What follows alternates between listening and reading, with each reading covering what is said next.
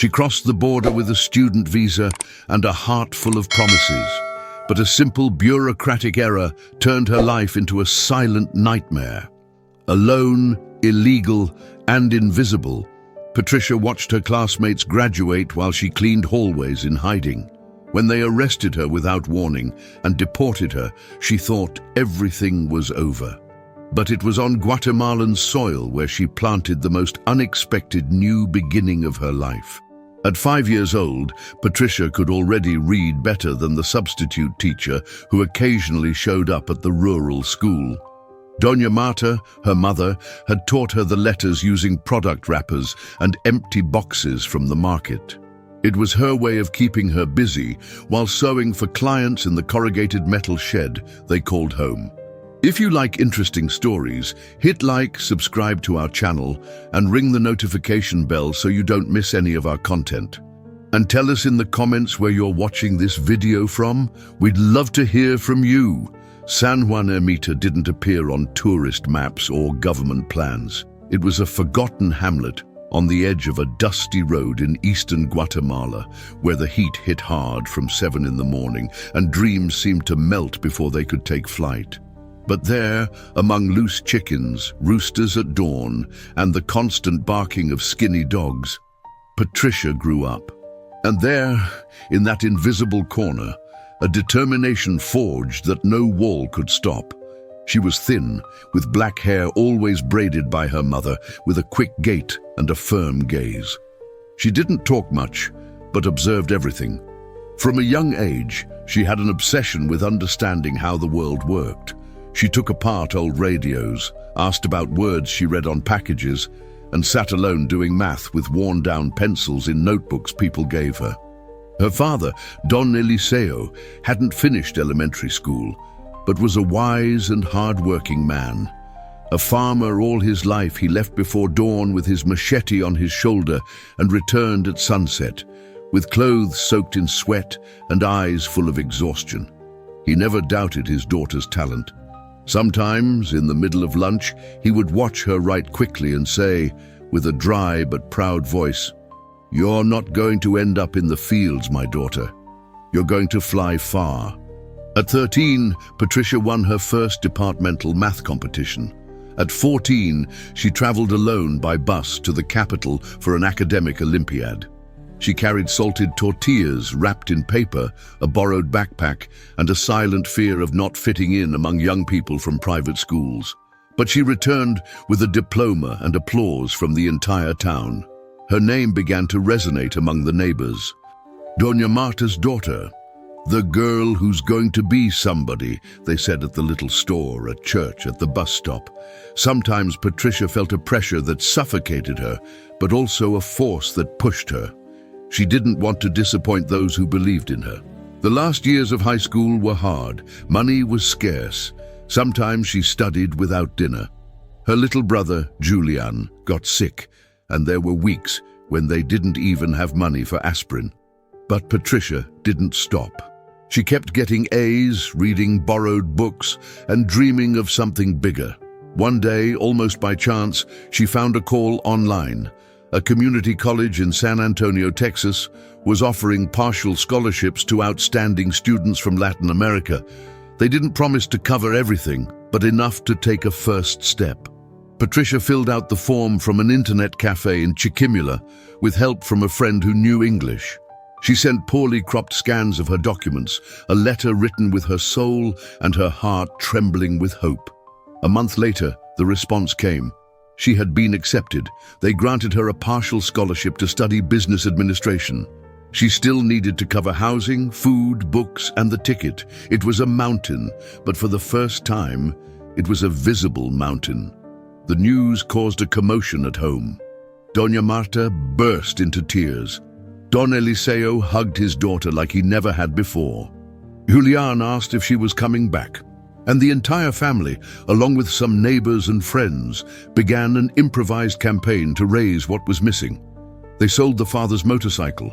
They raffled off a basket with donated products. A lady from church lent them 500 quetzals. A cousin living in Los Angeles sent something more. After several weeks, they gathered what was needed for the plane ticket, a used suitcase, a couple changes of clothes, and $100 in cash for the first few days.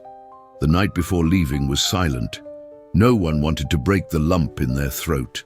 Patricia packed carefully, folding each garment with precision, keeping her family photo between notebooks, and a letter from her mother written by hand. "Daughter, never forget who you are. And if you ever feel alone, remember that we love you without measure." At exactly 5 in the morning, the 4 of them got into a borrowed truck heading to the capital. Doña Marta didn't let go of her daughter's hand the entire journey. Julian fell asleep on her shoulder. Don Eliseo looked at the road as if wanting to memorize every curve, every tree, as if he knew he was saying goodbye not only to his daughter, but to a part of his story. At the airport, Patricia passed through immigration with nerves on edge. She had studied every requirement, every document. The border officer asked her the reason for her trip. She replied in her basic but clear English, "Student, I got a scholarship." There was a pause, then a stamp, and with that dry sound of the passport, her life took an irreversible turn. From the plane window, as she watched the country shrink beneath the clouds, Patricia cried. Not with sadness, but with that violent emotion that mixes fear, hope, and a kind of love that doesn't fit in your chest. At that moment, she couldn't imagine that this flight would take her not only to another country, but to a series of events that would mark her life forever. Destiny was waiting for her with open arms, but also with sharp teeth. When the plane landed in San Antonio, Texas, the airport's air conditioning was the first thing that seemed unreal to her. Patricia came from suffocating heat, dust on her feet, and dry sweat on her neck. There everything smelled clean, of expensive coffee and waxed floors. She walked with tense steps, dragging her old suitcase that trembled on loose wheels, unable to avoid looking everywhere, as if walking inside a foreign movie. The immigration line was long, but her heart beat faster than time passed. In her hands, she held a plastic folder with all her papers, acceptance letter, service receipt, passport with F1 visa, and the letter her mother had written by hand in case she needed to remember who she was. When it was finally her turn, the officer barely directed a few basic questions at her. She responded with rehearsed phrases. The stamp fell on her passport with a dry thud that sounded like music to her. She had crossed. She was inside. Outside, the city was immense. Cars shone under the sun. People walked quickly, and everyone spoke English that bounced off her ear without reaching her complete understanding. The taxi driver, a Latino man with a Chihuahua accent, was the first to make her feel less alone. "First time here, mija?" "Yes. I'm going to study. I have a scholarship." "Wow. Well, welcome. Work hard. This country is tough, but you can make it." The journey from the airport to the student residence was a parade of new images: giant supermarkets, multi-level bridges, fast food signs, cranes, parks, and schools. Patricia felt small inside that enormous city, but also free. The university wasn't as luxurious as she had imagined, but it was clean, organized, and alive. There were students from many countries. She heard Portuguese, Arabic, Mandarin, Colombian, and Mexican Spanish. At reception, a student assistant explained everything to her calmly. They gave her her ID card, a campus map, and the key to her shared room. She climbed the stairs carrying her suitcase, with legs aching from the trip. Opening the door, she found 2 girls, Maria, Salvadoran, and Camila, Mexican from Guadalajara. They smiled at her as if they had known her before. "Welcome. We were waiting for you. How exciting." "Thank you. I'm a bit nervous." "Don't worry, we all went through that." That night, Patricia didn't sleep much. She sat on the bed next to her unpacked suitcase, took out her family photo, and stuck it on the wall above her bunk. She looked at it for a long time. She thought about her mother, Julian, her father, and the days without electricity or water. She thought about the times she studied by candlelight while her mother sewed beside her, and she silently promised not to fail. The first weeks were a whirlwind. Classes were in English, and although she'd had some preparation, many times she didn't understand everything they said. She took notes without knowing if she was writing them correctly. She recorded classes with the teacher's permission to replay them at night, dictionary in hand. She didn't give up. She couldn't give up. Her scholarship only covered part of the expenses, so she had to live extremely carefully. She ate at the cheapest cafeteria, shared books, and only bought used clothes. But despite everything, Patricia felt fulfilled. Every time she sat in a classroom with air conditioning, a giant screen, and attentive professors, she felt it was worth it. She didn't have luxuries, but she had purpose. During one of the first classes, the professor asked them to introduce themselves. Patricia stood up. Her voice trembled. "My name is Patricia Ramirez. I come from Guatemala, from a very small town. I'm here because my family gave everything so I could study, and I want it to be worth it." There was a brief silence. No one laughed. On the contrary, some applauded respectfully. From that day on, many began to look at her with admiration. They knew she wasn't there by accident. She was fighting with everything. After classes, she volunteered at the library, not because she had spare time, but because she wanted to be near books, practice English, and save on school supplies.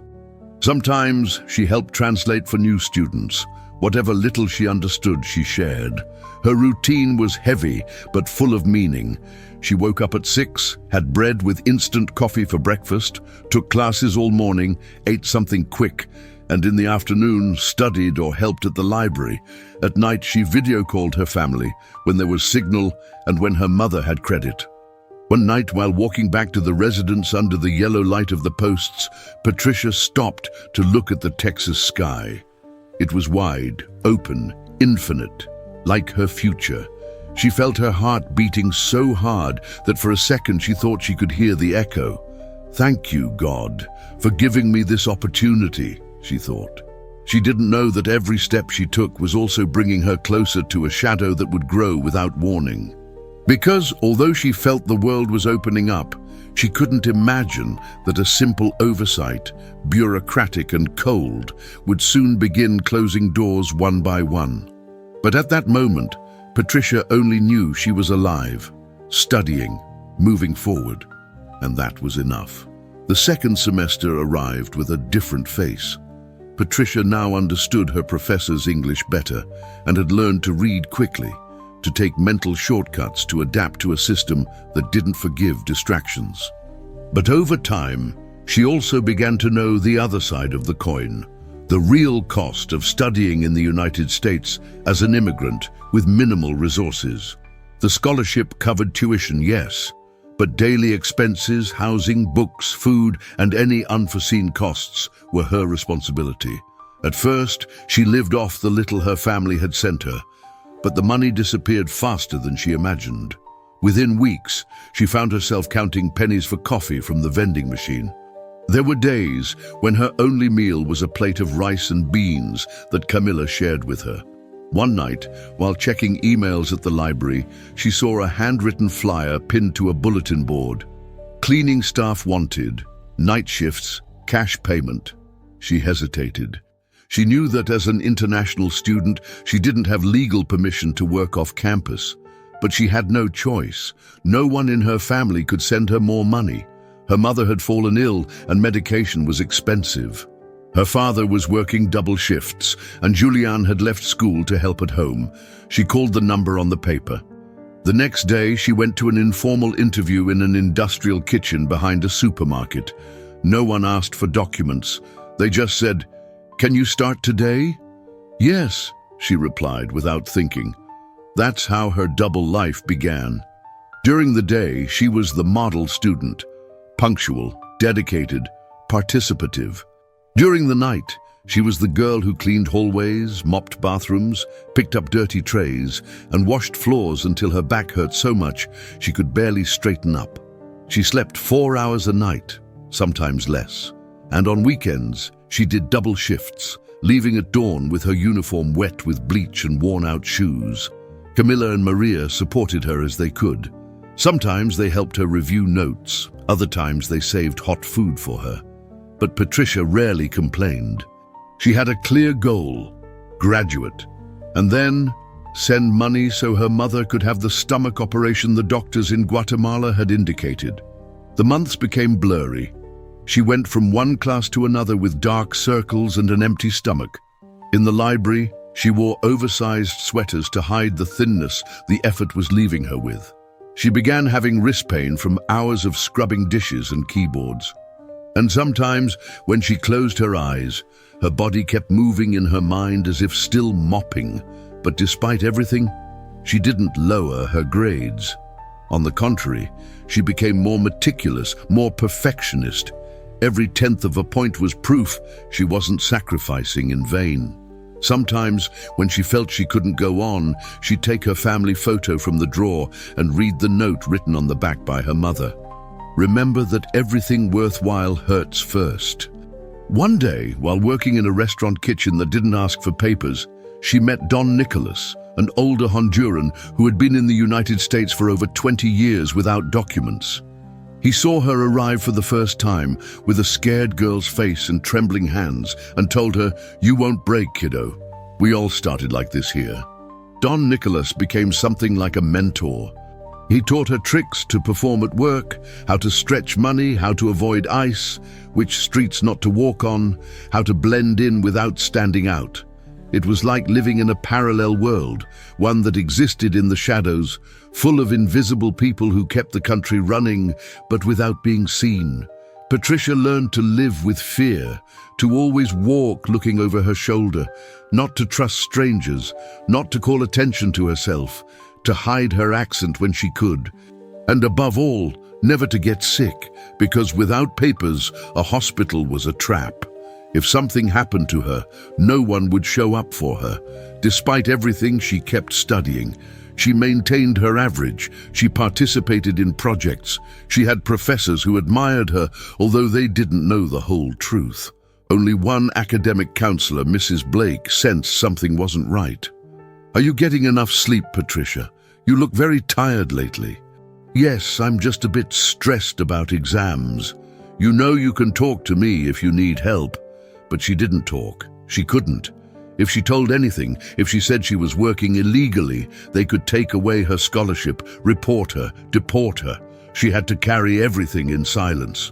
One night, while cleaning a campus hallway, she saw through the window several classmates celebrating at a student gathering. They laughed, toasted, took selfies. It was the same generation as her. Some even less brilliant, but they were living the university experience, and she was living in survival mode. She crouched down, leaned her hands on the mop, and for the first time in months, cried. Not because she wanted to give up, but because she no longer knew how much more she could resist. But that same night she dried her tears, took a deep breath, and told herself, "Not much left. Just need to hold on a little longer." What she didn't know was that the error that would change her destiny had already been planted, like a time bomb hidden in the midst of so much effort. The spring of 2017 arrived with flowers on campus trees and a warm breeze announcing new beginnings. But for Patricia, that season marked the beginning of an end she didn't know how to read in time. After almost 2 years living between classes, night work, and constant worries, her body was already starting to take its toll. Muscle aches, weight loss, insomnia. And still, every time she thought about giving up, she remembered her mother who was still waiting for the operation, her father working double shifts in the fields, and Julianne, who kept selling candy outside school to help with household expenses. That week, she had to renew her service status, a vital requirement to keep her F1 visa active and valid. She had done it the previous year without problems, just a few clicks online, a data update, and payment of a small fee. But this time, between double shifts in the kitchen and the exhaustion she dragged like an invisible chain, the deadline passed without her noticing. At first she didn't realize. She kept going to classes as always, attending seminars, working at dawn cleaning greasy kitchens. But one afternoon, while checking her university email from a computer in the library, she noticed an automatic notification. Your CVIS status has been suspended for failure to renew. Contact the International Students Department immediately. Her heart skipped a beat. The world stopped for a few seconds. The screen seemed to blur before her eyes. She jumped up and ran to the administrative building without even thinking about the shift she had that night. The student advisor, Mrs. Blake, received her with an expression of professional calm. Patricia, yes, I've already seen your file. Didn't you receive the reminders? No, or maybe I did, but I was very busy and I don't know how it happened. This is serious, sweetheart. Very serious. When an international student doesn't update CVIS, the government considers them out of status. Legally, you're no longer authorized to be here. Patricia felt the room closing in on itself. What do I do now? Can I fix it? We can try reinstatement, but it's a complicated process. You need to prove it was an involuntary error, that you had no intention of violating the conditions. You have to send a letter, evidence, pay another fee, and there are no guarantees. The advisor was clear, though with a compassionate tone. While the process isn't approved, technically you're illegal. Illegal. That word hit her like a brick. She, who had followed every rule, who never asked for help to avoid drawing attention, who lived in fear of making a mistake, had fallen right into the trap she feared most, by oversight, by exhaustion, by not having the head or strength to check an email. That night, she didn't go to work. She locked herself in her room, turned off the lights, sat on the floor with her document folder open in front of her. She touched them one by one, as if they could save her. The passport, the scholarship letter, the diplomas, the grades. All the papers that said she was an exemplary student were no longer useful. The following weeks were an invisible hell. Patricia was no longer the same. She walked with her head down, trembled every time she saw a police officer on the street. She decided not to tell anyone. Not Camila, not Maria, not Don Nicholas.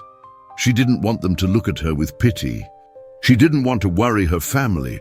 She pretended normalcy in class, smiled when spoken to, but inside, she felt she was falling apart.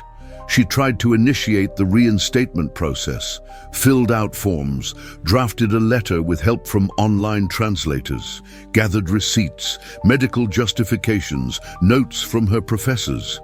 But each step required money she didn't have, and time was running out. The following month, she received a letter in the mail. The reinstatement process had been denied. What she had presented wasn't sufficient. She didn't qualify. From that moment on, she wasn't just illegal. She was officially a person outside the system. Her visa was cancelled. She couldn't leave the country without being deported. She couldn't ask for legal help without risking being reported. She couldn't renew her enrollment. She couldn't access scholarships. She couldn't even return to her country with dignity. Leaving voluntarily was almost as risky as staying. But Patricia, like so many others, decided to continue hiding. She kept attending classes, though not officially. She snuck into classrooms with the silent complicity of some professors who preferred not to ask. She kept working nights, receiving cash payments, without a name, without a contract. She paid rent in cash, used fake numbers for some registrations, and avoided any situation that involved an identity check. The diploma she had dreamed of so much was no longer within reach. Her university life had become a fragile facade, an illusion sustained by fear and necessity. Still, she didn't leave. She couldn't. She had sacrificed too much to return empty-handed. But inside her, a part was beginning to break. A part that no longer believed she would make it. A part that every time she heard a siren, prepared to run or to surrender. Because in the United States, being invisible is also a way to die slowly. From the day she received the letter denying her service, Patricia began living a double life, but not the kind seen in movies, full of exciting secrets and clandestine adventures. No, hers was a double life marked by constant fear, daily paranoia, and a silence that weighed on her chest like a stone. She no longer slept peacefully. Every night, before going to bed, she checked the lock on her room door several times. She got used to waking up startled whenever she heard footsteps in the hallway, unfamiliar voices, or the distant sound of a patrol car. She had frequent nightmares, one where they knocked on the door, and when she opened it, two blue-uniformed agents were waiting. Another, where her name was called over a loudspeaker and she had nowhere to hide. She woke with her heart beating in her throat, covered in sweat, in silence so as not to wake Camilla. Her days were a meticulous choreography of invisible movements. She avoided any place where there were police or government personnel. She no longer took public transportation. She walked long distances, always with her hood up and headphones off so she could hear if someone was following her. She memorized alternative routes, less busy schedules, and knew exactly what to do if she saw a patrol car. Enter a supermarket, cross the street, fake a phone call. Every time she saw an immigration raid on the news, she felt as if part of her body shut down. She no longer watched news as a spectator. Now she was a potential protagonist.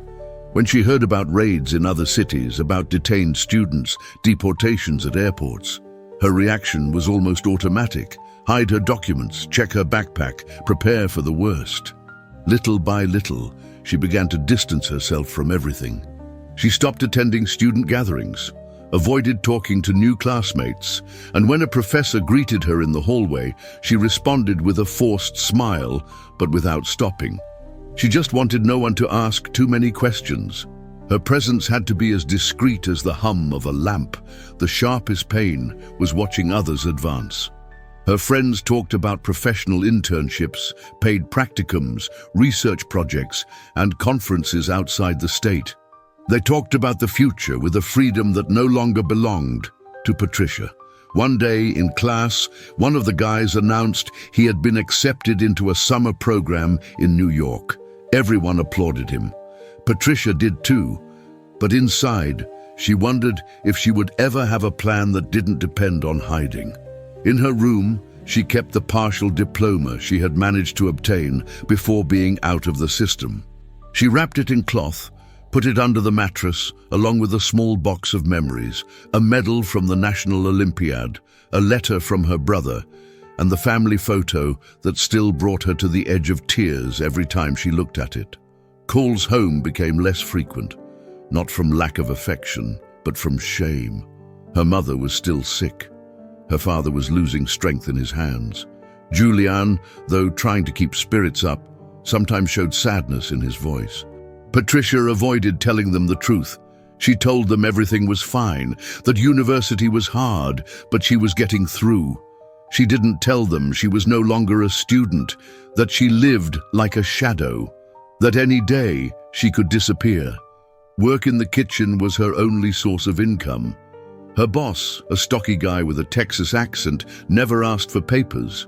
As long as she arrived on time, did the work, and caused no problems, everything was fine. But Patricia noticed how her co-workers looked at her. Some knew, others suspected.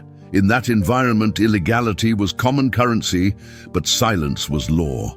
One night, while washing dishes, she overheard two cooks talking about a raid that had occurred nearby, at a downtown restaurant.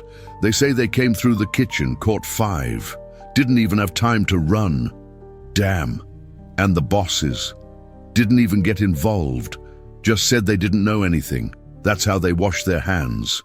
Patricia felt nauseous.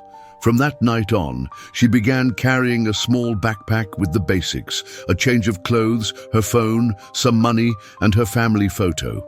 It was her emergency backpack, in case she had to flee without warning.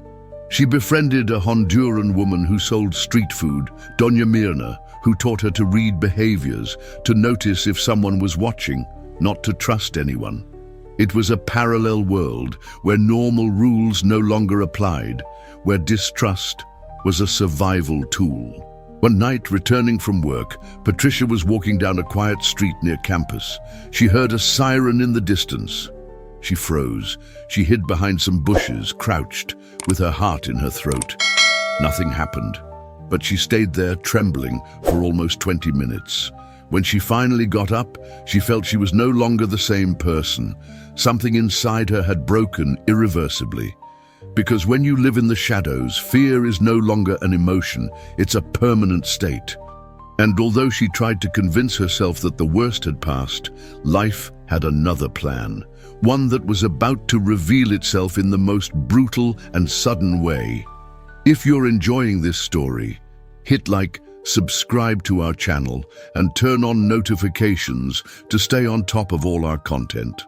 October 23rd, 2019 began like any other day for Patricia. She woke to her phone buzzing at 5:30 in the morning, with legs numb from sleeping poorly on the thin mattress she could barely afford to share. She made herself instant coffee without sugar, put on the same uniform she'd been wearing for months, a white shirt stained with grease and faded black pants, and left silently without waking Camilla, who was still sleeping with a cloth eye mask. The air smelled of autumn and the sky was grey. She walked toward the campus cafeteria, where she worked as part of the cleaning crew, knowing she had 8 hours ahead of her between mops, dirty trays, and accumulated grease. But she had learned to find comfort in routine. Every day survived was a day one. What she didn't know was that this morning wasn't like the others. That day, the routine was about to be broken. At 7 o'clock sharp, Patricia was already behind the kitchen, finishing disinfecting the stainless steel counters. The cafeteria hadn't opened to the public yet, but the place was already buzzing with activity. Employees moving milk boxes, cooks frying bacon, dishwashers in motion. That's when silence exploded into 1,000 pieces. Everyone freeze, ice, nobody move. The voice thundered like an electric shock. In 1 second, the place froze. Several employees dropped what they had in their hands. A tray of raw eggs fell to the floor, splashing Patricia's feet. She remained paralyzed, with hands soaked in bleach, her heart about to burst from her chest. 4 ICE agents entered, with black vests and large white letters. They were armed, with hard faces and determined steps. They began requesting identification one by one, checking names, writing down data, separating people by nationalities. "Passport? Documentation? Now!" said a stocky agent, extending his hand without looking directly into her eyes. Patricia trembled. She didn't have her passport with her. She only had her old student ID, already expired, and a blurry copy of her acceptance letter crumpled inside her backpack. "I don't have my documents here, I have them in my room," she stammered. The agent looked up. He studied her for a moment. She noticed something strange in his face. There was no fury or arrogance, just silent resignation, like someone who already knows how this story will end. "Are you in the country legally at this time?" he asked, in accentless Spanish. Patricia didn't respond. The silence was her confession. "I'm very sorry about this, miss, but you have to come with us." The other workers, some Latino, others not, looked at her with fear. No one moved. No one said anything. Camilla, who also worked at the cafeteria, broke the silence. No, this can't be. She's a student. She didn't do anything." "Calm down, miss. We're just following protocol," another agent responded. Patricia didn't cry, didn't scream, didn't try to run. She just lowered her head, gathered her backpack, and walked toward the exit accompanied by 2 officers. Each step was an echo within her thoughts. "It's over. It happened. I lost everything." Outside the building, they put her in a windowless van. They asked her to hand over her phone. They put a plastic wristband on her with a number. Not her name, just a number. As they drove away from campus, Patricia looked one last time at the red autumn trees of Texas. She thought about her family, her mother, her father, Julian. She thought about everything she had carried to get there. The sleepless nights, the double shifts, the hidden tears, and she didn't understand how everything could have crumbled like that in just 5 minutes. During the ride, they didn't speak to her. No one explained what would happen. They only knew her name, her country of origin, and her status, priority removal. She was an illegal with a cancelled visa record. Her grades, her effort, her work no longer mattered. On paper, she was just another number to deport. When she arrived at the detention center, they stripped her of her backpack, took her shoelaces, searched her. They registered her as if she were a criminal. They gave her a grey uniform, a thin blanket, and a bottle of water. The cell was cold, with white light on 24 hours a day. Inside, there were 6 more women, 2 Mexicans, 1 Honduran, 1 Salvadoran, and 2 Guatemalans. All looked at the floor. No one spoke, each locked in their own pain. Patricia sat in a corner, hugging her knees. She cried for the first time since they entered the cafeteria, but it wasn't desperate crying. It was dry, old, accumulated crying, as if her body only knew how to cry inside. She asked permission to make a call. They denied it. That night, she slept, hugging her thin blanket, shivering. She felt dirty, invisible, forgotten, as if the world had decided to erase her. The only possession she managed to keep was the folded photo of her family, hidden at the bottom of her pants. She looked at it for hours.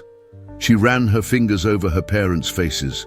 She murmured, "Sorry," over and over, as if she could reach them with her voice. The next morning, an officer announced she would be deported immediately. There would be no trial, no appeal, just a return flight to a place that no longer felt like hers. In cell number 12 at the South Texas Detention Center, Patricia was no longer Patricia.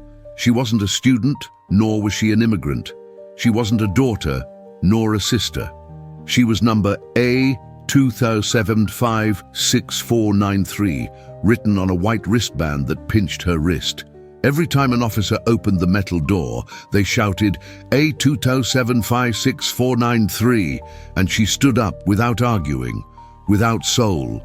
The cell was a freezing rectangle with smooth concrete walls, 2 metal bunks, a doorless bathroom, and a fluorescent light that never turned off. Sleeping there wasn't sleeping, it was floating between states of consciousness in a timeless limbo. At 6 in the morning, a siren woke them.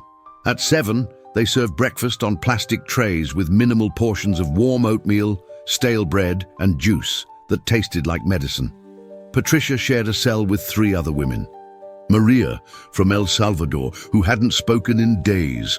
Roxana, a Honduran mother who cried silently each night, and Lorena, a young woman from Chiapas who had been captured crossing the border with her 2-year-old son, whom agents had taken from her without explanation. All 3 were broken stories, and Patricia became one more. There were no windows, just a small grate that let in artificial air. Hours passed slowly, dragged out. Patricia counted minutes looking at cracks in the wall. Sometimes she prayed silently. Other times she just breathed. Silence was the only safe thing. Speaking could mean problems, a misunderstood comment, a complaint out of place, and you could end up in isolation. She asked to speak with someone from the Guatemalan consulate. They told her she was on a waiting list. 4 days passed. No one called her. No one asked about her.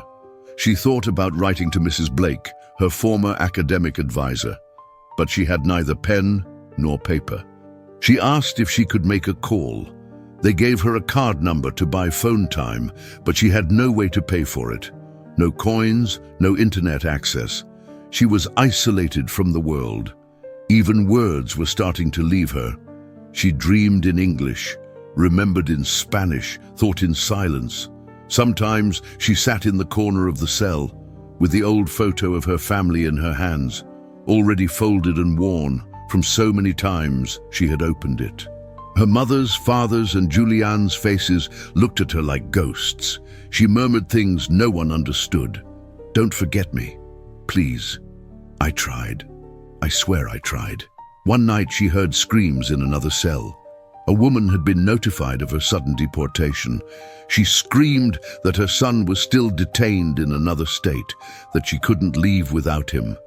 The screams lasted an hour until they took her out handcuffed, kicking as if she were a criminal.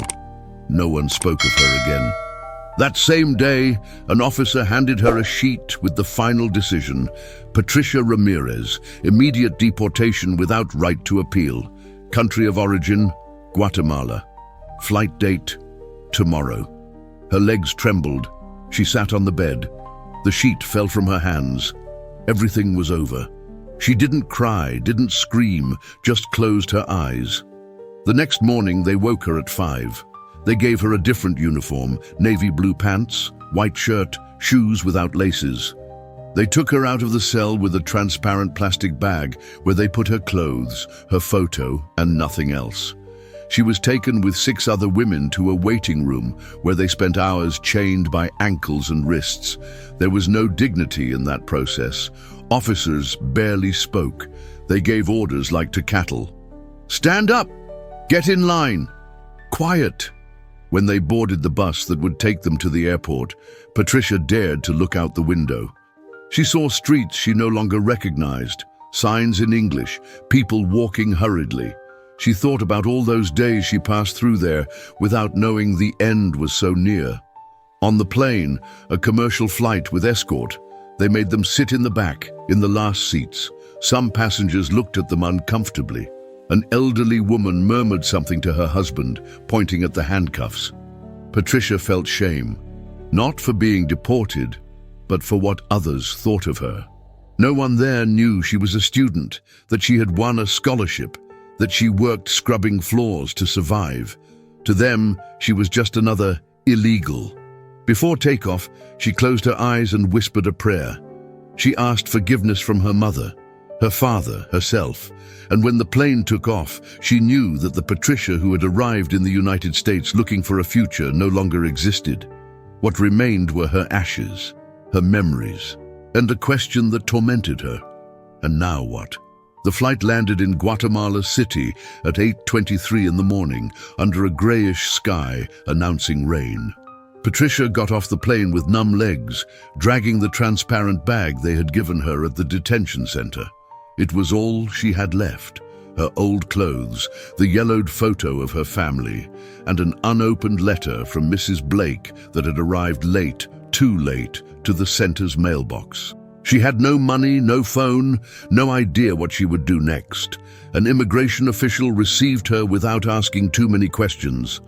He saw her name on a printed list, handed her a sheet to sign, and pointed to the exit with his gaze, as if it were just another procedure, as if it weren't about a collapsed life. Outside the airport, the bustle of street vendors, old taxis, and distracted tourists enveloped her like a blow. The air was dense, loaded with smoke and humidity. Spanish with a Guatemalan accent felt both familiar and distant. She walked aimlessly for almost an hour through streets she didn't recognize, with an absurd feeling, being home without feeling at home. She took a bus toward the east to Chiquimula, using the last quetzales that a Red Cross volunteer had put in her hand before leaving her. The journey lasted 6 hours. She sat by the window, watching the landscapes pass, feeling like a worn-out version of herself.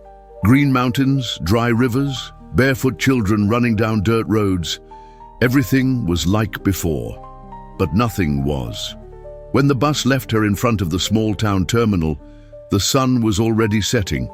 She walked the last 2 kilometers to her house. She passed Don Chema's little store, the school where she learned to read, the tree under which she had sat so many times with a notebook between her legs, the same streets, the same walls, but the colors seemed more faded. Her house was the same, the corrugated metal shed, the frayed curtain that served as a door, clothes hanging on makeshift ropes. She heard the radio on, a rooster crowed in the background.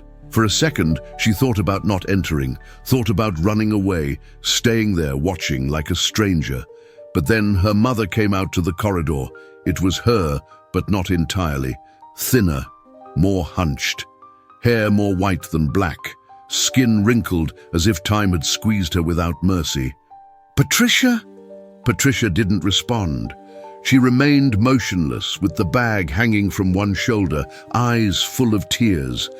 Doña Marta took a step, then another, and then she fell to her knees on the ground, as if her soul weighed more than her body.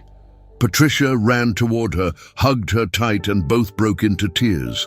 They said nothing for several minutes. They just held each other, as if each feared the other would vanish if they let go. That night, Patricia slept on the cot where she had grown up next to her mother. She didn't ask about her father or Julian. She had no strength. Doña Marta didn't ask anything either. She just took her hand under the thin blanket, stroked her hair, and told her, "You're alive. That's all that matters." But Patricia wasn't sure she was. She felt her body present, but her spirit was still in some limbo between university hallways, dirty kitchens, and the nameless cell. In the following days, she learned everything that had changed. Her father had died 6 months ago from a poorly treated infection. Julian had gone to work in the capital. The house was in ruins, and her mother was still sick, now with fewer resources and more loneliness.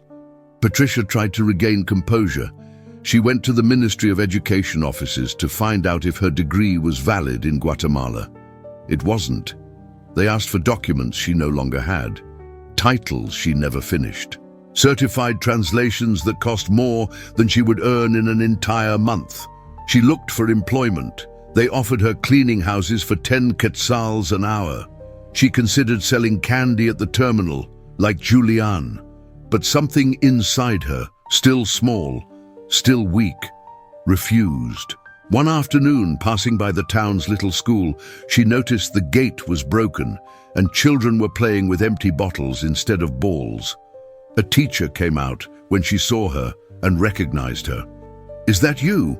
The Patricia who went on scholarship to the United States?" She lowered her gaze. "Yes, but I came back." The teacher didn't ask why. She just nodded. "We need help here. The children are without classes half the time. There's no staff, no resources. Could you, give them some classes, even if it's just basic reading and math?" Patricia didn't respond immediately. She looked at the children. One of them waved at her with a broken smile and bare feet. At that moment, she remembered the girl she was, the one who dreamed of airplanes, the one who believed studying could change everything. And for the first time in a long time, she felt a small beat of hope. She returned home that afternoon with an idea in her head. It wasn't big, it wasn't glorious, it wasn't what she had dreamed of in Texas, but it was something. And in the midst of so much loss, something was more than nothing.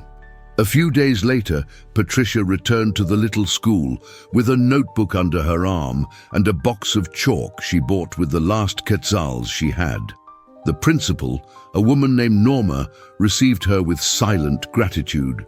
She didn't ask about her past, her status, or her failure. She just looked at her with tired eyes and said, "There's no salary here, but there is need." The classroom they assigned her was a small wooden construction with a metal roof and no windows. It had broken desks, a cracked blackboard, and the echo of abandonment embedded in the walls.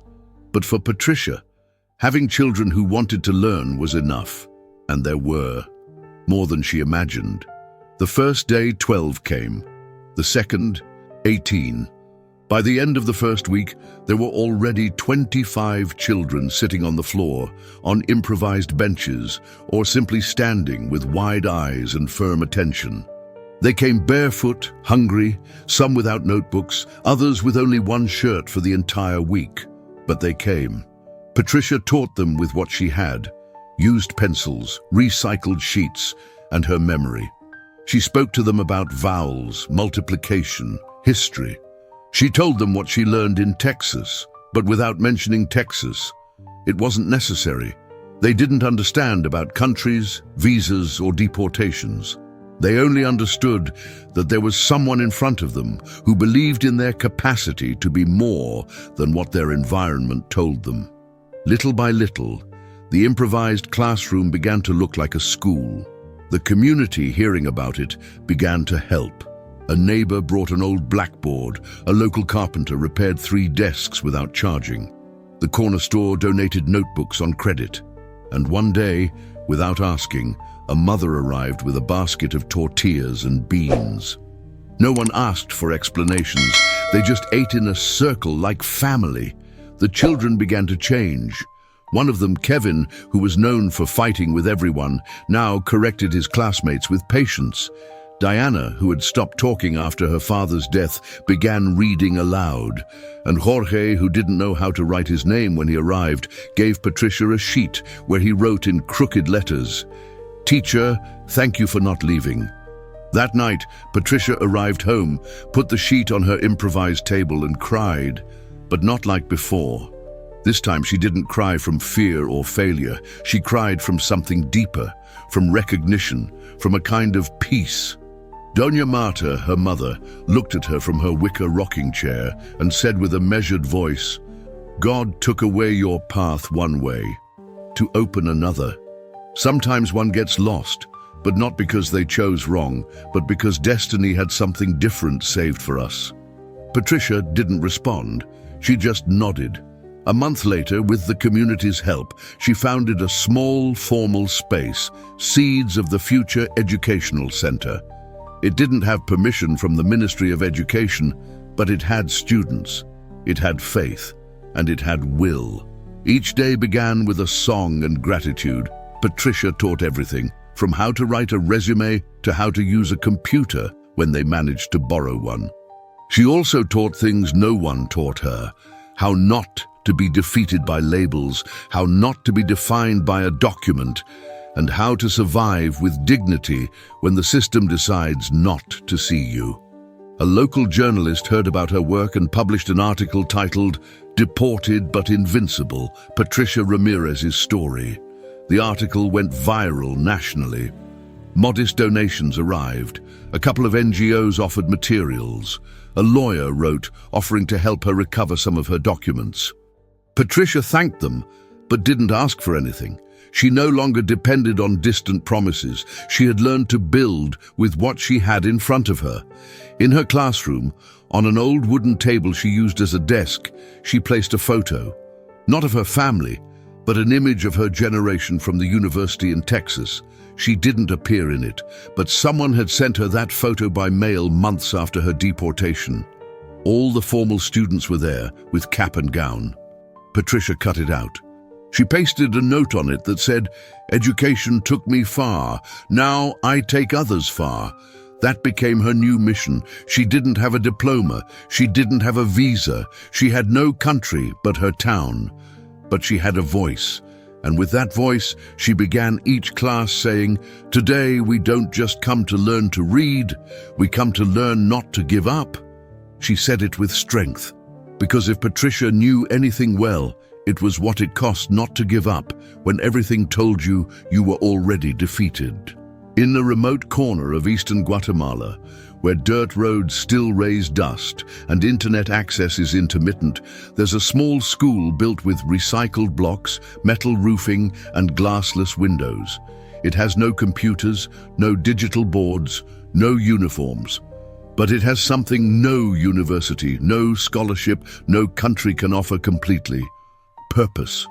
It's there that every morning Patricia Ramirez stands before her students with energy that seems to come from a place deeper than physical strength. She stands upright in front of a cracked blackboard and begins the day with the same phrase: "Here it doesn't matter where you come from, it matters where you're going."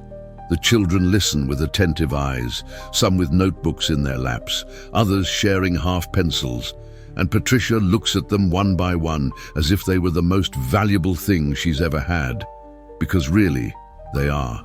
3 years have passed since her deportation.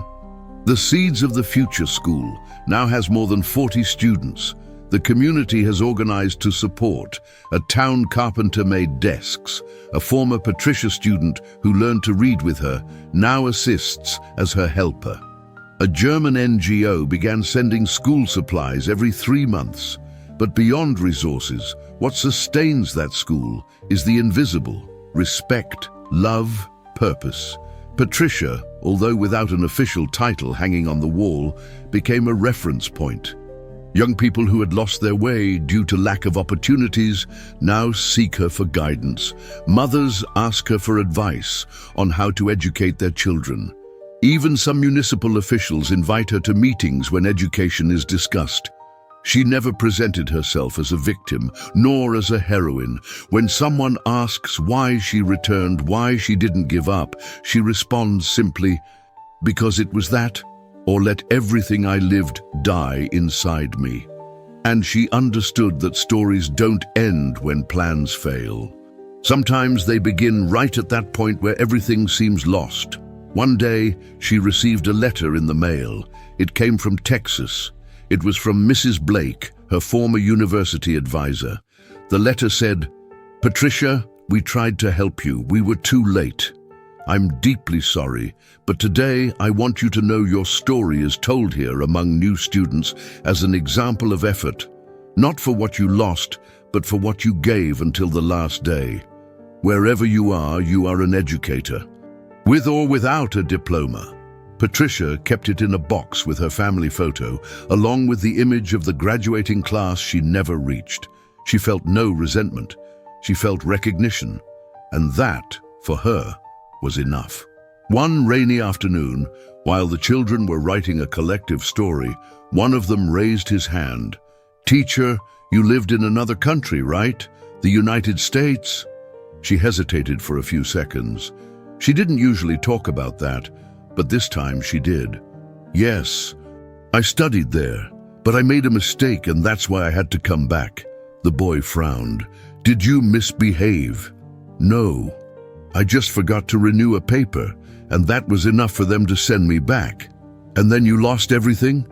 Patricia looked at him tenderly. She walked to the desk, took a sheet, and wrote the word "everything" in capital letters. Then she crossed out the word with a thick line and said, "I lost everything, except what I know. That no one can take from me." The boy nodded, smiling. That night, while reviewing students' notebooks, Patricia lit the old kerosene lamp they used when there was no electricity. Outside, the wind blew hard, the metal roof creaked. And yet, she felt safe. For the first time in years, she felt completely in her place. She remembered the young woman who had boarded that plane to Texas with a suitcase full of other people's dreams, with the family photo folded in her pocket.